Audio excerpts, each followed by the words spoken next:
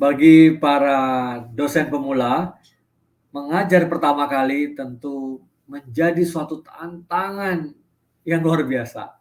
Nah, pada video kali ini saya ingin membahas beberapa tips yang Anda bisa lakukan, bisa terapkan sebagai dosen pemula ya, atau dosen yang baru saja mengajar gitu untuk pertama kalinya.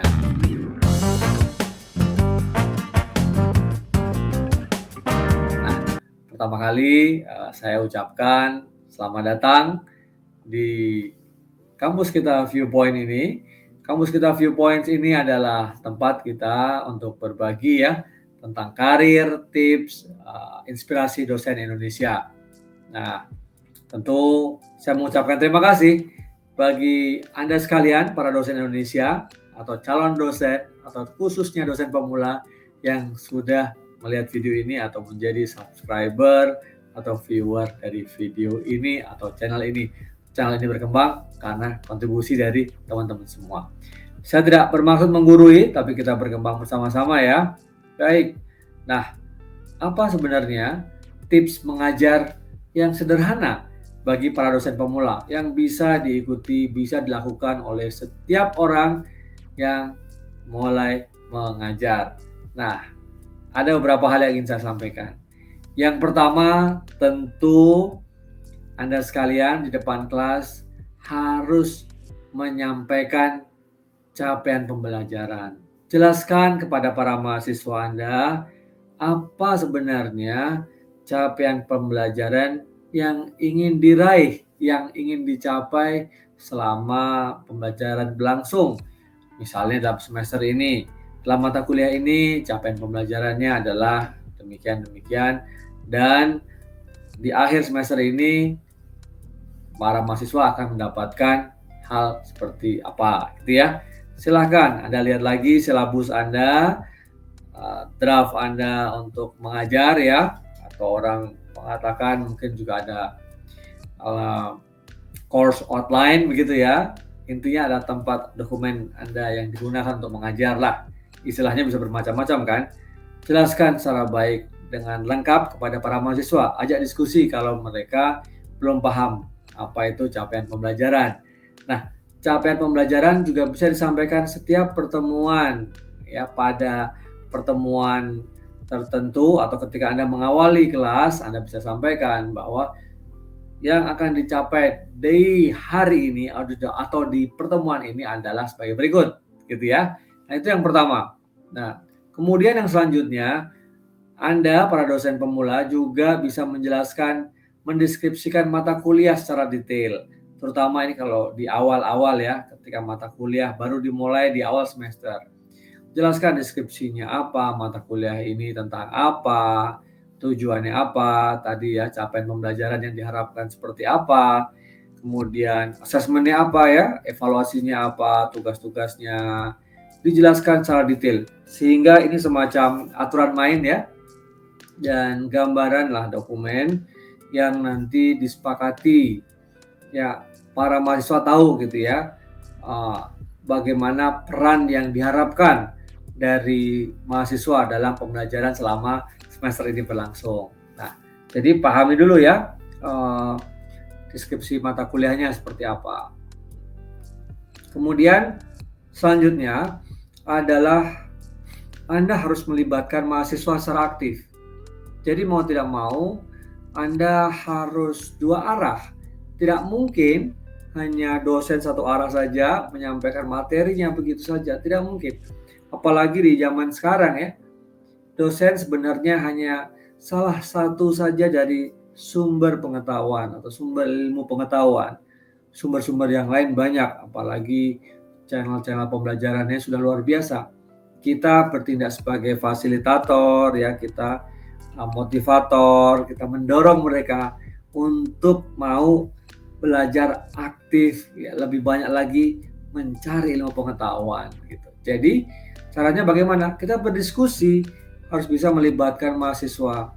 Nah, di sini kita kuncinya adalah memahami mahasiswa, memahami karakter mahasiswa.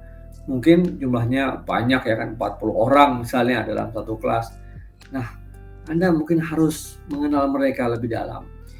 Ya, kalaupun tidak semua, beberapa yang katakanlah yang aktif, yang brilian gitu ya, atau yang mungkin Anda harus kenali juga beberapa mahasiswa yang mungkin kurang begitu ya. Nah, nanti kita bisa diskusikan lebih lanjut nih tentang bagaimana cara mengenali mahasiswa. Tapi intinya adalah jangan hanya mengajar satu arah, mengejar materi ya, tapi mahasiswanya tidak paham, mahasiswanya terbengong-bengong karena mungkin Anda mengajarnya monoton gitu ya. Ya, jangan.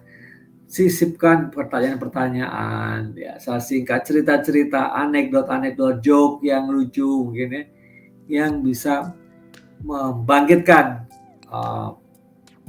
mungkin perhatian ya dari para mahasiswa. Nah, terima kasih yang masih stay sampai ke detik ini ya. Belum selesai, masih ada beberapa lagi yang saya sampaikan. Nah, pertimbangkan yang tadi belum subscribe ya. Oke. Yang berikutnya adalah membangun respect dari mahasiswa. Bagaimanapun juga, sebagai seorang dosen itu otoritasnya harus dihormati. Otoritas secara keilmuan ya, tentu ya. Apalagi kalau Anda misalnya sudah S3. Oke. S2 minimum ya kan, sebagai dosen tentu mahasiswa harus hormat. Nah, tapi di sini kata kuncinya nih, Anda jangan gila hormat gitu ya. Kita nggak boleh gila hormat. Kita harus secara alami membangun respect itu. Kalau kita menginginkan mahasiswa itu respect sama kita, kuncinya adalah kita juga harus respect sama mahasiswa. Kita menjadikan mereka sebenarnya memang peserta didik ya, tapi gimana caranya? Formulanya agar mereka tidak terjadi merasa hubungannya itu benar-benar semacam patron klien gitu ya. Oh, ada subordinat gitu ya, ada superior, inferior, bukan gitu. Tapi adalah teman yang bersama-sama belajar. Nah, tentu ya, sebagai seorang guru, sebagai seorang pendidik, sebagai seorang dosen, tentu posisinya berbeda dengan mahasiswa. Nah, tapi saya berharap Anda memahami nih ya, bahwa kita mengharapkan mahasiswa mengikuti arahan-arahan kita sehingga bisa mengikuti juga apa yang kita berikan selama perkuliahan, selama materi mata kuliah itu yang kita berikan, tapi juga dengan rasa gembira, rasa bahagia, tidak tertekan. Dia ngikutin mata kuliah kita hanya karena tertekan, karena takut, wah Prof. Tirta itu killer orangnya, jadi saya harus ikut kuliahnya, kalau enggak lulus gitu, tugasnya berat-berat gitu. Enggak kayak gitu caranya ya. Tapi di sini adalah seni kalau menurut saya ya. Banyak teori, mungkin banyak tips yang disampaikan banyak ahli, banyak orang, tapi akhirnya masing-masing dari kita yang akan menemukan bagaimana membangun respect itu.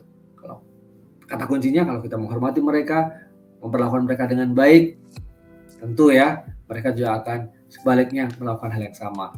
Apalagi kepada dosen, kepada guru, kepada orang yang lebih tua, mereka biasanya juga menghormati.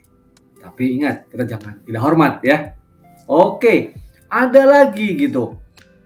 Dari semua itu ya, ada hal yang menurut saya paling penting. Boleh kalian ya, teman-teman para dosen itu mendapatkan tips banyak, trik banyak, membaca, melihat dari YouTube maupun dari buku, referensi yang mana-mana.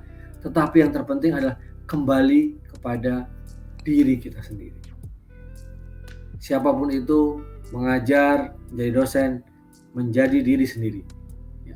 Inilah seorang Tirta yang menjadi pengajar, menjadi dosen, ya, menyerap banyak ilmu, banyak pengalaman, dapat sharing dari manapun, dapat advice, dapat saran-saran dari berbagai macam sumber maupun orang-orang, dosen-dosen senior, para guru besar lain, bahkan juga dari junior atau bahkan dari mahasiswa.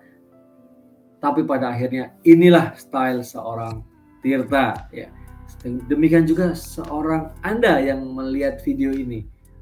Karena uniqueness, sesuatu yang unik, sesuatu yang khas ketika Anda mengajar adalah menjadi diri Anda sendiri. Nah, tidak kamuflase ya, tidak menjadi orang lain, mimicking, tapi kemudian Anda mencoba memodifikasi itu sesuai dengan style Anda. Tidak bisa sepenuhnya persis ya, wah saya ingin mengikuti gaya yang mengajarnya Prof. Tirta kayaknya enak gitu ya. Oke, yang enak diambil gitu ya, tapi pasti ada yang nggak pas. Mungkin cara bicara, mungkin cara mengendalikan kelas, pengelola kelas ya, mungkin gayanya, mungkin kadang-kadang ada selingan-selingannya, bisa berbeda-beda. Bahkan mungkin ketika Anda menjadi diri Anda sendiri, kelas akan ramai, asik, menggembirakan, mahasiswanya juga enjoy, respect-nya juga terbangun dengan sendirinya, ya sehingga proses pembelajarannya berjalan dengan baik. Nah, itu tadi beberapa hal yang mungkin ya bisa menjadikan Anda seorang guru, seorang dosen, ya pemula sehingga mendapatkan inspirasi ya untuk percaya diri mengajar, berkenalan dengan mahasiswa baru, berkenalan dengan setiap mahasiswa di mata kuliah yang baru. Demikian, semoga sharing saya ini bermanfaat ya. Yang belum subscribe tadi silahkan subscribe ya. Oh iya, jangan lupa ikuti terus tayangan-tayangan ini, video-video saya terkait dengan bagaimana tips menjadi dosen yang baik, dosen pemula yang bisa mengajar dengan baik, melakukan penelitian yang baik, melakukan publikasi, dan juga pengabdian masyarakat. Demikian ya, semoga bermanfaat, sehat selalu, sukses ya. Boleh cerita-cerita di kolom komentar nih, bagaimana pengalaman menjadi dosen pemula, mengajar pertama kali, adakah hal-hal yang menarik, hal-hal yang khusus, atau hal-hal yang bahkan menyeramkan atau menyedihkan. Nanti saya cerita hal lain yang pernah saya alami ketika mengajar pertama kali dan itu sangat menyedihkan. Ingin tahu? Simak terus di channel ini. Terima kasih banyak, sampai ketemu lagi. Sukses para dosen Indonesia untuk kemajuan pendidikan tinggi Indonesia.